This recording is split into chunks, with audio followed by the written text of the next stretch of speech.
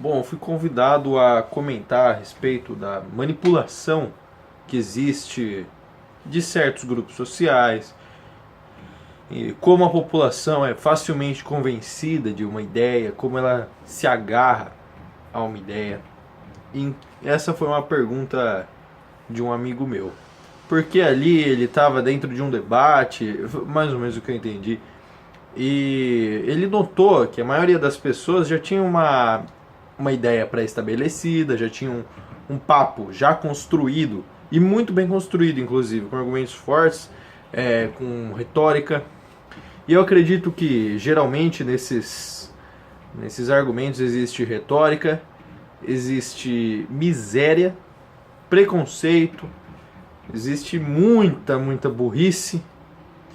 E aqui eu não estou querendo dizer que eu sou inteligente, até porque sobre esse tipo de coisa eu geralmente evito argumentar, porque justamente eu não tenho todo o conhecimento do mundo necessário para estabelecer uma verdade universal.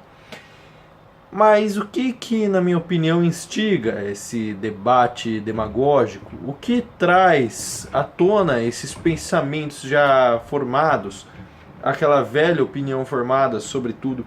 O que traz isso pro debate? Da onde vem esse pensamento já preparado, já mastigado? Eu acho que basicamente as pessoas estão cada vez mais funcionando como um copo vazio. E aí o líquido que elas buscam se preencher é justamente esse debate, esses argumentos, que é inclusive bonito. Então, em outras palavras, talvez mais eloquentes, o que ocorre mesmo é um vácuo intelectual a ser preenchido por outros argumentos já formados e apresentados num debate como uma forte posição, como uma posição que exibe uma certa autoridade, justamente por esses argumentos carregarem certa inteligência ou uma armadilha de inteligência, né? Porque claro que esse meu colega, ele é muito identificado com o pensamento de direita.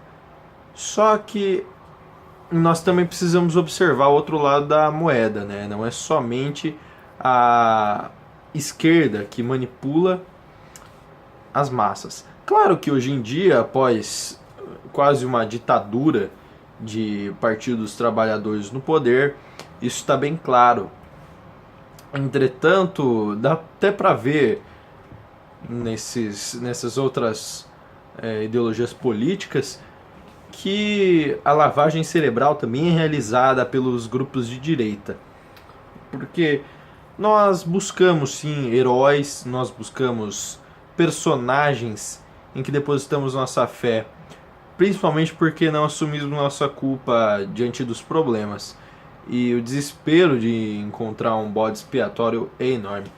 Agora, eu também acho que algumas pessoas são manipuladas e outras muitas, têm esse pensamento de politicamente correto, esse pensamento mais adaptado e lapidado às circunstâncias atuais, justamente para ter um bônus social, para ter uma aceitação dentro de determinados grupos. A título de exemplo, nós temos as faculdades públicas, as universidades federais que estão se transformando cada vez mais numa redoma de um pensamento singular. E se você está fora desse pensamento, você é execrado, você é excluído. E bem, o pior de tudo é que essas pessoas, elas têm consciência do que estão fazendo, justamente para serem aceitas, mas jamais irão assumir isso, porque novamente a gente retoma a miséria do ser humano. Nós somos egoístas, nós somos mentirosos, e eu não me excluo de todos esses adjetivos, mas também de certa maneira existe um embelezamento da inteligência.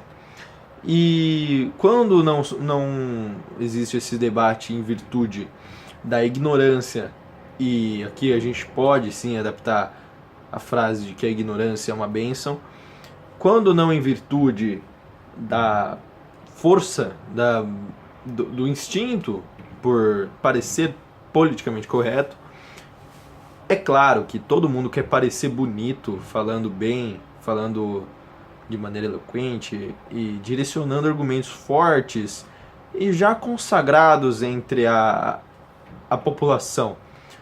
Por exemplo, nós temos... Claro que se eu acessar o meu Facebook aqui agora, eu vou conseguir reunir apenas um argumento vindo de diversas pessoas, e isso significa o quê? Já existe uma receita pronta para atacar um determinado grupo, seja ele de direita, seja ele de esquerda e seja ele oriundo de quaisquer partes. Mas o que eu quero dizer é que todos fazem isso para ter uma posição, porque hoje em dia é feio você não tomar partido. Hoje em dia, muitos intelectuais, inclusive, dizem que não existe essa ideia de centrão. E, na verdade, na minha opinião, é que não existe centrão, não existe direita, não existe esquerda. Eu acho que, infelizmente, no estado que nós estamos, o que existe mesmo é apenas um convencimento, melhor ou pior. Uma capacidade de comprar seus eleitores, uma capacidade de mostrar que você pode mudar ou não pode mudar, enfim.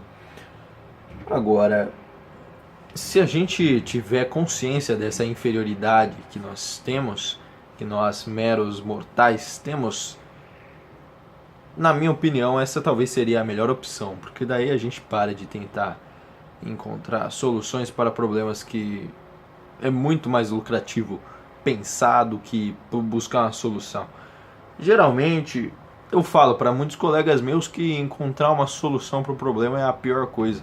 Porque o que move o mundo são as perguntas, e quando você encontra uma resposta para as perguntas, elas já estão sanadas, não precisa de nenhum mais esforço intelectual, não precisa de mais nenhum gasto com a sua força intelectiva, seja lá o que isso seja. Mas é claro que aqui eu falei de ícones, eu falei de heróis, né? Então é possível sim ver um heroísmo na figura de, por exemplo, o Jair Bolsonaro. Talvez ele seja o único recurso que resta contra a esquerda, contra a manipulação que já é existente.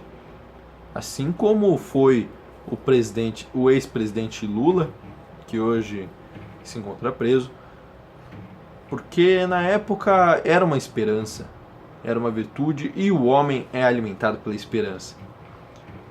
Na verdade, o que nos move é só o desespero por parecer bem e ainda por reduzir o nosso sofrimento. Às vezes é até questionável se somos animais, porque sempre buscamos a redução da dor e o aumento do prazer, seja por quaisquer vias, inclusive a política, a via do debate, a via da exibição social, ou a mediocridade que nos cerca em redes sociais, em espaços públicos, em grupos ou na própria faculdade, até mesmo do outro lado da rua.